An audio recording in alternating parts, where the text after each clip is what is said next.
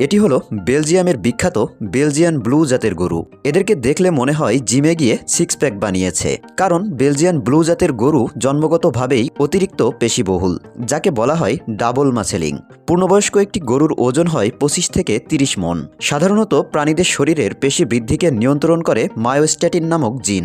এই জিনের কারণে আমাদের শরীর একটি নির্দিষ্ট সময় পরে আর বৃদ্ধি পায় না, কিন্তু বেলজিয়ান ব্লু জাতের গরুর শরীর থেকে এই মায়োস্ট্যাটিন জিনকে পরিবর্তন করে দেওয়া হয়েছে। এ কারণে এরা স্বাভাবিকের চেয়ে বেশি বৃদ্ধি পায়।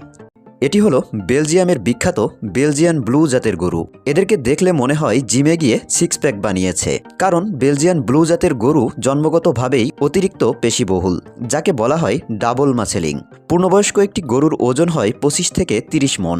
সাধারণত প্রাণীদের শরীরের পেশি বৃদ্ধিকে নিয়ন্ত্রণ করে মায়োস্ট্যাটিন নামক জিন। এই জিনের কারণে আমাদের শরীর একটি নির্দিষ্ট সময় পরে আর বৃদ্ধি পায় না, কিন্তু বেলজিয়ান ব্লু জাতের গরুর শরীর থেকে এই মায়োস্ট্যাটিন জিনকে পরিবর্তন করে দেওয়া হয়েছে। এ কারণে এরা স্বাভাবিকের চেয়ে বেশি বৃদ্ধি পায়।